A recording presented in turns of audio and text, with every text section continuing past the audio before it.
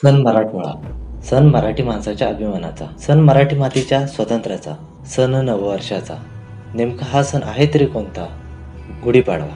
मराठी संस्कृतीची जाण ठेवणारा, मराठी मातीचा अभिमान वाढवणारा हा सण.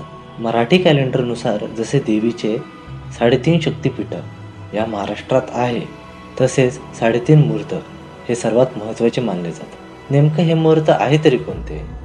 तर यामध्ये गुढीपाडवा हा प्रथम मुहूर्त, अर्धा मुहूर्त अक्षय तृतीया, दुसरा मुहूर्त दसरा व तिसरा मुहूर्त दिवाळीचा पाडवा असे मिळून 3.5 मुहूर्त बनतात. तर मग हे मुहूर्त आहे केवळ 3.5, पण यात नेमकं असं काय खास आहे व का आहे हे एवढे महत्त्वाचे की सर्वजणांना काही शुभकार्य करायचं असेल की तो व्यक्ती या मुहूर्तांची वाट पाहतो. तर मग जाणून घेऊया असं काय आहे खास या 3.5 मुहूर्तापैकी पहिल्या मुहूर्तामध्ये, म्हणजेच गुढीपाडव्यामध्ये. नमस्कार मित्रांनो, मी आहे जय आणि स्वागत आहे तुमचं एका नवीन आणि या महिन्याच्या मराठी व्हिडिओमध्ये. तर गुढीपाडवा साजरा करण्याच्या मुख्यतः 3 कथा आहेत. तर जाणून घेऊया पहिली कथा. ब्रह्मपुराणानुसार परत या दिवशी ब्रह्मदेवाने संपूर्ण विश्वाची नव्याने निर्माण केली व वेळ देखील याच दिवशी निर्माण केली असं म्हणतात. म्हणून या सणाला नववर्षाची सुरुवात म्हणून देखील मानलं जातं. दुसरी कथा आहे रामांशी संबंधित.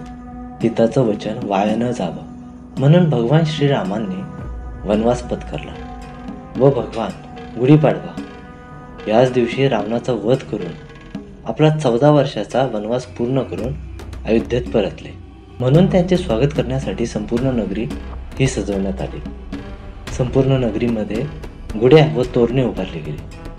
म्हणूनच लोकांनी गुढीपाडवा हा सण साजरा केला. तरी रामांशी संबंधित गुढीपाडव्यानिमित्त एक कथा अशी देखील समोर येते की वाली व सुग्रीव यांच्या युद्धात भगवान रामांनी वालीचा वध केला व किष्किंधेचा राजा म्हणून सुग्रीव याच गादीवर बसवले. तेव्हा अख्ख्या किष्किंधेने या दिवशी गुढ्या उभारून हा विजय गौरव दिवस साजरा केला.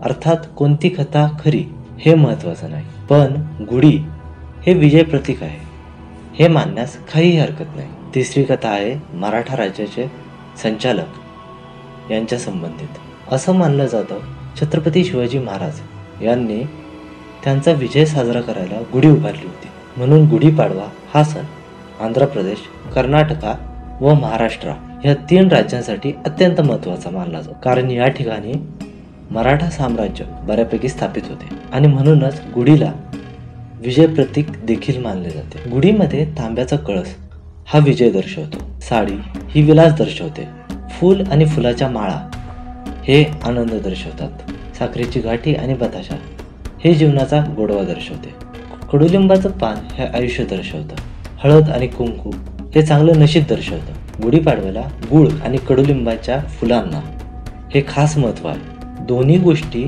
त्या दिवशी प्रसाद म्हणून गुढीला वाहतात. मग सर्वजण हे एका गोड मिठाईसारखं खातात. मानलं जातं आपलं जीवन हे या प्रसादासारखं आहे, कधी गोड तर कधी कडू, कधी दुःख तर कधी सुख.